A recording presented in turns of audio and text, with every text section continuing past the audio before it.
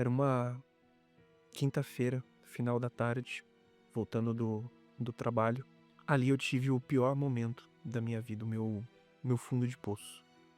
Eu tive uma crise de pânico tão grande que me deixou tão desnorteado, sem ar, com o coração acelerado de uma tal maneira que eu precisei ser socorrido.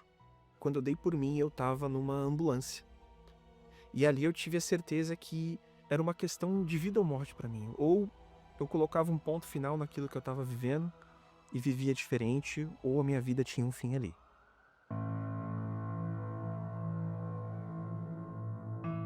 Eu era uma pessoa que eu vivia uma vida dupla. Eu achava que eu estava enganando os outros, mas no fundo, na realidade, eu estava enganando a mim mesmo. Eu procurava viver para agradar outras pessoas. E nisso foi onde eu comecei ali, conheci o vício do cigarro em primeiro lugar, que logo depois puxou o vício da bebida, que evoluiu para um vício também em pornografia. Tive relacionamentos e esses relacionamentos, eles eram tão destrutivos não só para mim, porque a maneira que eu era e o mal que a pornografia causou na minha mente, dentro de mim, ela fazia com que eu destruísse esses relacionamentos, com que eu machucasse as pessoas que estavam ao meu redor, porque eu acabava tratando essas pessoas como um objeto que simplesmente servia para me satisfazer. Além de sofrer, eu era uma pessoa que fazia os outros também sofrerem. Eu já conhecia a palavra de Deus, né. Os meus pais, eles já frequentavam a igreja, né, a Igreja Universal, e eu frequentava junto com eles, né. Só que eu frequentava junto com eles, porque eu não queria desapontá-los. Eu queria era aquele desejo de agradar novamente. Então, simplesmente para agradar os meus pais, para que eles não tivessem essa decepção comigo, eu ia com eles. Era uma coisa lá dentro, transparecia uma coisa dentro da igreja, só que fora, para não desapontar as outras pessoas lá de fora, eu era uma pessoa completamente diferente. E isso me fazia sentir por dentro u uma fraude. Eu era uma fraude.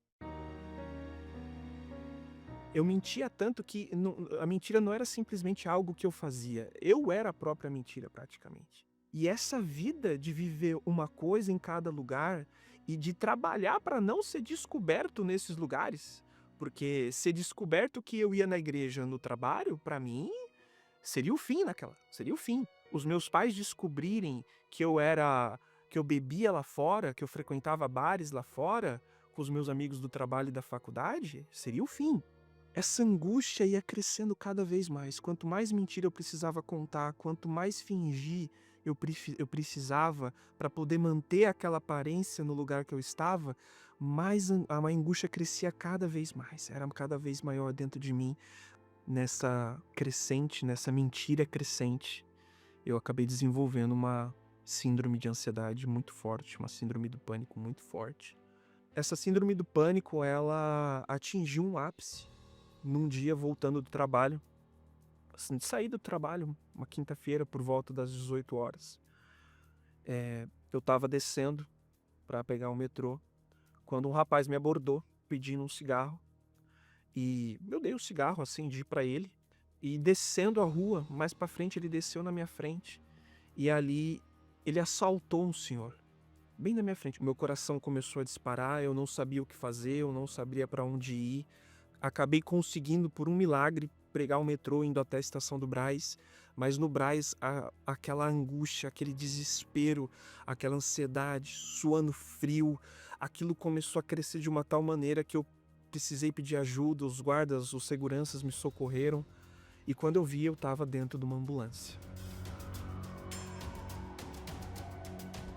E foi dentro daquela ambulância, com um segurança na minha frente, naquele estado de mentira, naquele estado de angústia, naquele estado de desespero, eu fiz uma oração a Deus e eu falei para Deus, falei: "Meu Deus, eu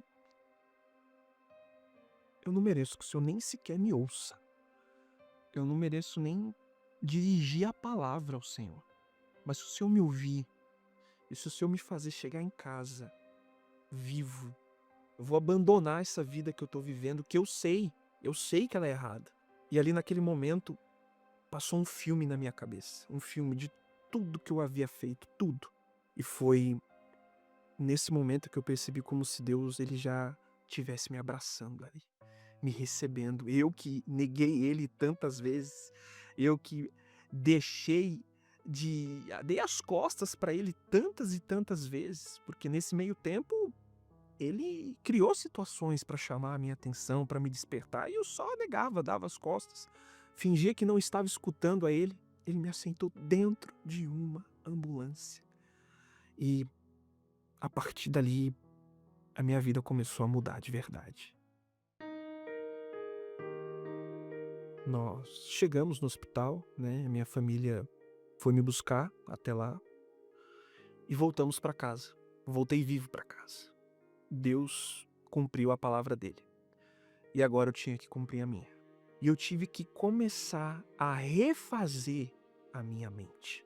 Agora, com a palavra de Deus, não mais com o que eu achava que era certo. Tive que arcar com as consequências de trazer a verdade para todas as mentiras que eu tinha trazido durante anos.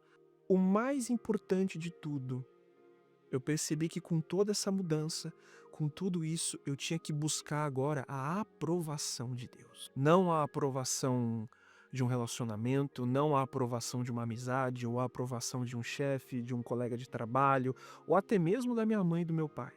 Eu já tinha ouvido há muito tempo que era ele que ia trazer, de fato, a realização que eu tanto buscava. Era ele que ia preencher dentro de mim a alegria que eu tanto buscava. E ali eu deixei tudo. Eu deixei para trás a mentira, eu deixei para trás a pornografia, eu deixei para trás os vícios que eu tinha de cigarro, de bebida, eu deixei para trás as amizades, e foi uma luta árdua que eu tive que travar, mas numa quarta-feira, foi até uma quarta-feira especial, muito especial, principalmente para mim, numa busca com o Espírito Santo diante do altar, o Espírito ele desceu sobre mim e aquela certeza de que eu não dependia mais de ninguém. E eu recebi naquele dia o abraço daquele que realmente importava. Eu recebi o abraço do Espírito Santo, trazendo aquela certeza de que eu não estava mais sozinho. A alegria foi indescritível. Nada nesse mundo, nada, absolutamente nada. Amizade nenhuma, trabalho nenhum, dinheiro nenhum, relacionamento nenhum, casamento nenhum pode dar. É uma alegria que só o Espírito Santo pode dar pra gente. E eu que tanto quis ser aceito nesse mundo, ser aceito nos círculos de amizade que eu tinha, no trabalho ou na faculdade, agora eu estava aceito, eu fui aceito no reino de Deus. A partir daquele momento eu passei a ter o caráter de Deus, porque Deus ele é verdade, Deus ele é justiça. E aonde eu ia, a partir daquele momento, as pessoas viam essa diferença. E hoje eu entendo aquela palavra que Jesus disse: eu sou o caminho, a verdade e a vida. Hoje eu sigo o caminho dele, ando na verdade dele e tenho vida.